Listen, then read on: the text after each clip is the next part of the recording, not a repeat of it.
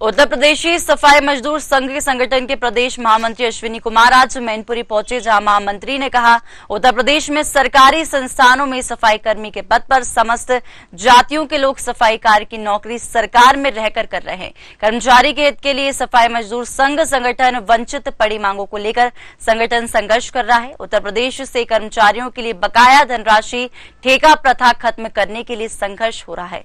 ठेका कर्मचारियों को संविदा पद पर और संविदा कर्मियों को नियमित करने के लिए सीएम को ज्ञापन सौंपा गया। मांगों को जल्द से जल्द पूरा करने के लिए समय भी लिखकर दिया गया है। उत्तर प्रदेश सफाई मजदूर संघ के प्रांतीय महामंत्री अश्विनी कुमार एक निजी कार्यक्रम में पहुंचे हैं और मैं उनसे आज प्रदेश लेवल की मैं बात करूंगा, कहां तक वो सफाई कर्मचारियों को देखते हैं। उत्तर प्रदेश के अंदर सफाई कर्मियों की लड़ाई लड़ रहे हैं और शासन प्रशासन से भी मांग कर रहे हैं। जो कर्मचारियों की मांगे वांछित पड़ी हुई हैं उनको लेकर सफाई कर्मचारी संगठन जो है दिन पर दिन सरकार के खिलाफ संघर्ष कर रहा और उनके हकों की लड़ाई सफाई कर्मचारी के लिए लड़ रहा है। मतलब क्या नाम है आपका? अश्विनी कुमार नाम मेरा, महामंत्री उत्तर प्रदेश सफाई मजदूर संघ। मैं क्या कार्यक्रम था जिसके लिए? तो एक निजी कार्यक्रम मेरा था, वैवाहिक कार्यक्रम में आया हूँ और मुझे वहाँ पहुँचना है जी। मानवर अभी हाल में पता चला है मथुरा में एक कार्यक्रम हुआ है और आपने प्रदेश अध्यक्ष थे रामप्रसाद वाल्मीकि को, उन्हें किस कारण और क्या बात ऐसी आ रही संगठन को जो उन्हें बाहर का रास्ता दिखाना पड़ा? उनको तो बाहर का रास्ता में 2024 में दिखा दिया था और हमारा पहला कार्यक्रम जो था 2024 में फरवरी 28 फरवरी का हुआ था। तो वहाँ पर डेलीगेट्स पूरे नहीं आए थे। इसी बात को लेकर मैंने कहा कि चुनाव कैसे होगा ये, तो वो चुनाव वहाँ संपन्न नहीं हो पाया। उसके बाद मैंने आकर रजिस्ट्रार महोदय से यहाँ सूचना कर दी कि डेलीगेट्स के अभाव में चुनाव संपन्न नहीं पाया है, पुनः चुनाव किया जाएगा। उसके बाद मैंने मार्च में पुनः 31 तारीख को किया।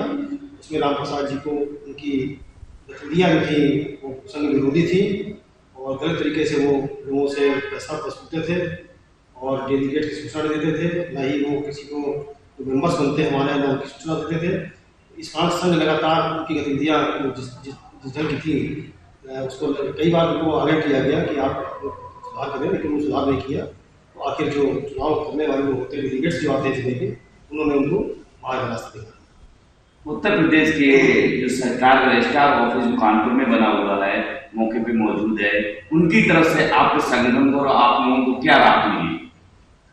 उन्होंने रामप्रसाद जी ने भी एक चुनाव दाखिल किया था फर्जी, मैंने भी चुनाव दाखिल किया था अपना कराकर। माननीय रजिस्ट्रार महोदय ने दोनों लोगों के चुनाव को देखा और मेरे चुनाव को सही पाया, जिसमें महेश काजू अध्यक्ष चुने गए थे और मैं महामंत्री चुना गया था। तो मेरे चुनाव को दर्ज कर लिया और उनके चुनाव को दाखिल खारिज कर दिया रामप्रसाद जी। महोदय, ये तो संगठन की बात रही है। प्रदेश लेवल पे देखा जाए सफाई कर्मचारी नगर पालिका, नगर निगम, महापालिका, नगर पंचायतों में दैनिक स्थिति बहुत ज्यादा खराब है और कहीं ना कहीं जो नगर के अध्यक्ष हैं, महापौर हैं, इनके द्वारा संगठन को लेकर और कर्मचारी लेकर बड़े पैमाने पर शोषण कार्य हो रहा है। उसे कहाँ तक सरकार से आप रुकवा रहे हैं, कहाँ तक उनकी संघर्ष लड़ाई लड़ रही है? आपको बता दूं कि मेरा अभी एडमिशन हुआ था मथुरा में, तो वहाँ से हम लोगों ने आह्वान किया था कि 4 तारीख को सभी लोग अपने अपने जिलों में ज्ञापन देंगे, डीएम साहब के जाके मुख्यमंत्री को संबोधित ज्ञापन दिया जाएगा। तो लगभग करीब 32-35 के लोगों ने ज्ञापन वो दिया और मेरी ये सूचना माननीय मुख्यमंत्री तक पहुँच गई है। मेरी जो 6 सूत्री मांगे थी उसमें ये शोषण भी जो है आप जिसका प्रश्न कर रहे हैं वो भी उसमें शामिल है। अगर मेरी 80 की वार्ता होगी मुख्यमंत्री जी से तो उनको ये सुझाव दिया जाएगा कि कैसे इनका हम शोषण रोक सकते हैं, ये मुख्यमंत्री जी ही निर्देश कर सकते हैं। आपके मथुरा में कार्यक्रम के बाद क्या दिशा निर्देश प्रदेश अध्यक्ष द्वारा कर्मचारियों के मिले हैं और संगठन के लिए क्या मिले, आगे की किस तरीके से लड़ाई होगी? आपको पता चला है 4 अप्रैल को आप लोगों ने ज्ञापन भी दिया था, राष्ट्रपति और मुख्यमंत्री और राज्यपाल संबोधित दिया था, उसमें कहाँ तक आपने संघर्ष किया और फिर आगे के लिए क्या रणनीति आपकी? अभी देखिए, संगठन का काम होता है पहली बात अपनी बात को पहुँचाना। इस मुखिया का काम है काम करना और मुखिया अपनी बात पहुँचाना। यदि हमारी मांग नहीं मानी जाती या हमको वार्ता को नहीं बुलाया जाता है या हमारी बात को नहीं सुना जाता है, हो सकता है हमें लखनऊ में जाके धरना करना पड़े, प्रदर्शन करना पड़े। उसके लिए भी तैयारी करेंगे।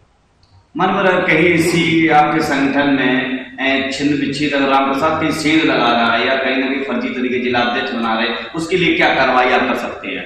देखिए, माननीय रजिस्ट्रार महोदय ने आपको जो पत्र सौंपा है उसमें हमको महामंत्री और हमारे प्रदेश अध्यक्ष महेश कालू जी बनाया है।